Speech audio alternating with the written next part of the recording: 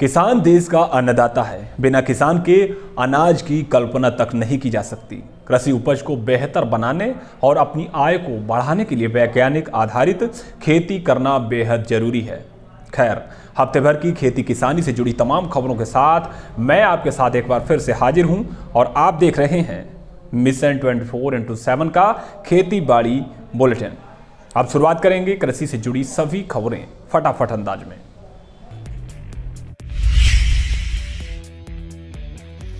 कल सिंधौली में किसानों के समर्थन में शिवसेना ने एक खास बैठक की।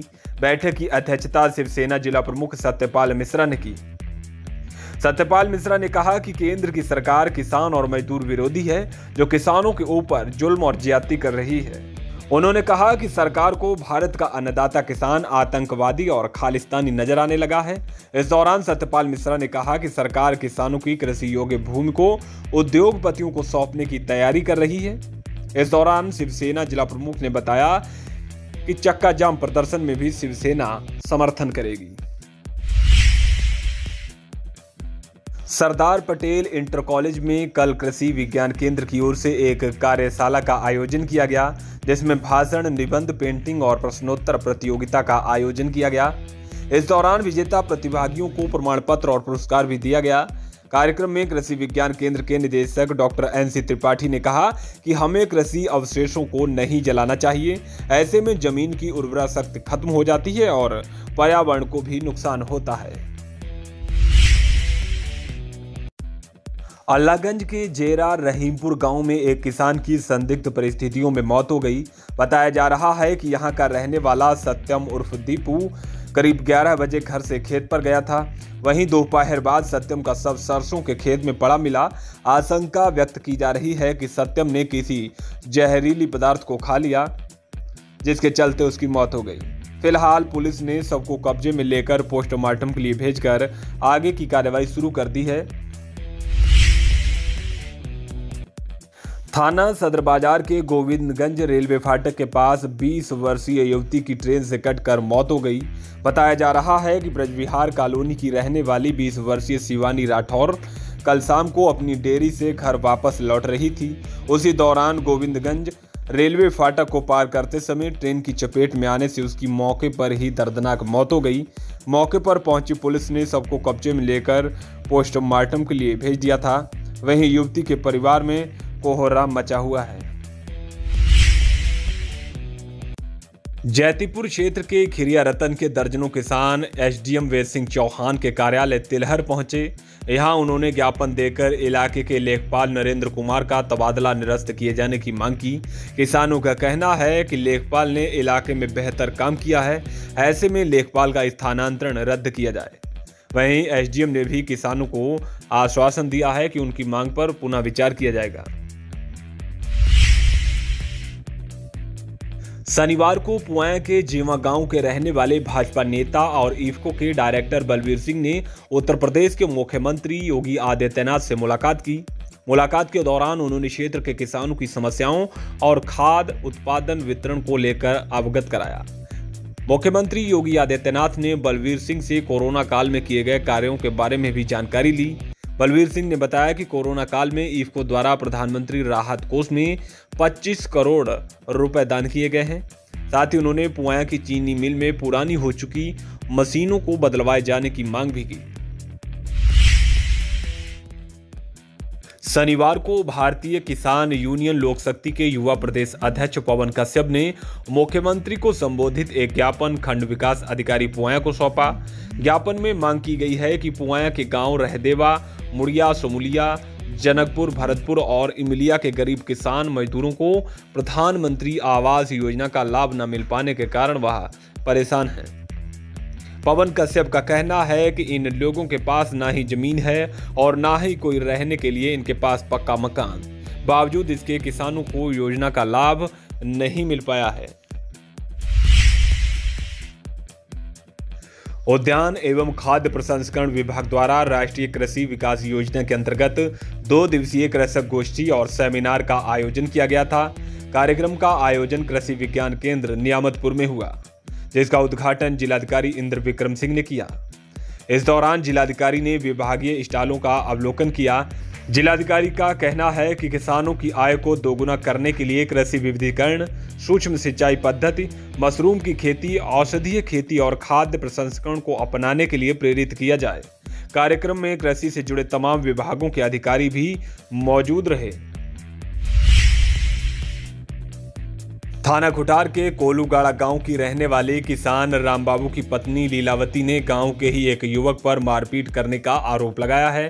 दलित महिला का आरोप है कि जब वह गांव के नल से पानी भर रही थी, तभी गांव का ही रहने वाला राजीव कुमार मिश्रा उर्फ गुड्डू ने उसे गाली गलौज किया और जाति सूचक शब्द कहे। विरोध करने पर उसके साथ मारपीट की गई। फिलहाल पुलिस ने महिला की तहरीर के बाद मामले में कार्रवाई शुरू कर दी है। सिंधौली थाना क्षेत्र के दूल्हापुर के किसान रामलखन ने गांव के ही दबंगों पर जान से मारने की धमकी देने का आरोप लगाया है। पीड़ित किसान ने पुलिस को तहरीर देकर कार्रवाई की मांग की है। रामलखन का आरोप है कि गांव के ही दबंगों ने खेत तक पानी ले जाने वाली नाली को बंद कर दिया और जब उसने इसका विरोध किया तो उसे जान से मारने की धमकी दी गई। फिलहाल पुलिस इस मामले में कार्रवाई कर रही है। गन्ना शोध संस्थान में बसंतकालीन शोध कार्यक्रम का आयोजन किया गया। कार्यक्रम में गन्ने में नवीन शोधों पर विचार विमर्श किया गया। कार्यक्रम गन्ना शोध परिषद के डायरेक्टर डॉक्टर ज्योत्सनेंद्र की अध्यक्षता में हुआ, जिसमें गन्ना शोध के सभी केंद्रों से अपर निदेशक, संयुक्त निदेशक, केंद्र प्रभारी और वैज्ञानिकों ने सहभागिता की। कार्यक्रम में इस बात पर विचार विमर्श किया गया कि गन्ने की नई किस्मों के बीज को किस तरह से प्रसारित करके उन्हें किसानों तक पहुंचाया जाए ताकि बाद में चीनी मिलों को नई किस्मों से अच्छी रिकवरी मिल सके। सप्ताह भर की खबरों के बाद अब बात करेंगे खेतों में लगी गेहूं, आलू और सरसों की फसलों की। कोहरे और मौसम में हो रहे लगातार बदलाव से फसलों के नुकसान और फसल को खराब करने वाले कीटों से कैसे बचा जाए, इसके लिए हमने बात की है पौध संरक्षण अधिकारी डॉक्टर एस गौतम से। वर्तमान समय में जैसा कि आप देख रहे हैं कि लगातार टेम्परेचर बढ़ रहा है और हमारे जनपद में जो रबी की फसलें हैं मुख्यतः जो है गेहूं है और सरसों है, कुछ क्षेत्रों में जो है सब्जियों की फसल होती है। वर्तमान समय में थोड़ा सा क्लाउडी वेदर है, बादल है मौसम में और ह्यूमिडिटी लगातार बनी हुई है, तो सरसों की फसल में एक कीड़ा होता है एफिड, जिसको हम माहू बोलते हैं।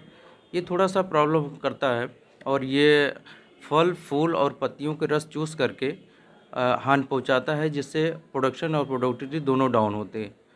इसके नियंत्रण के लिए हम लोग जो है रिकमेंड करते हैं कि इमिडाक्लोप्रिड 1 ml प्रति लीटर ऑफ वाटर, 1 लीटर पानी में 1 ml मात्रा को घोल बनाकर छिड़काव करते हैं, या नीम तेल होता है जिसको 2.5 से 3 लीटर मात्रा को प्रति हेक्टेयर की दर से छिड़काव करते हैं। इससे जो है इस पर नियंत्रण पाया जा सकता है। इस समय कहीं कहीं पे मटर की भी सब्जी वाली मटर भी लगी हुई है।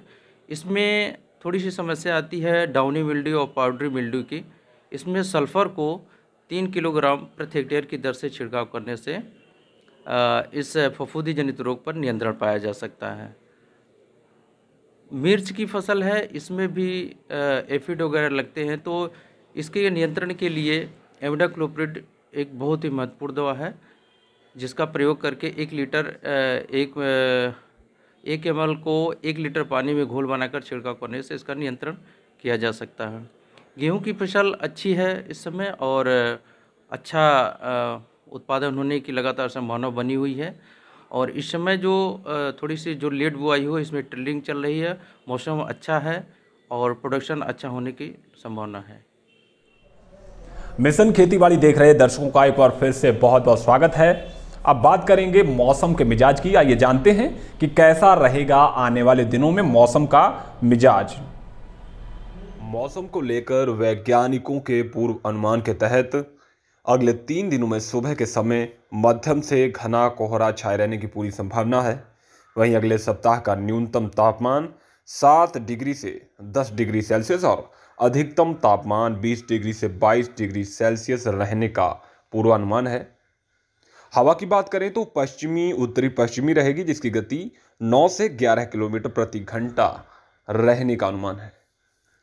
वहीं कृषि जानकारों के द्वारा किसानों को सलाह दी जाती है कि इस समय गेहूं की फसल में गांठ बनने की तैयारी है, इसलिए किसान भाई गेहूं की फसल में उचित नमी बनाए रखें।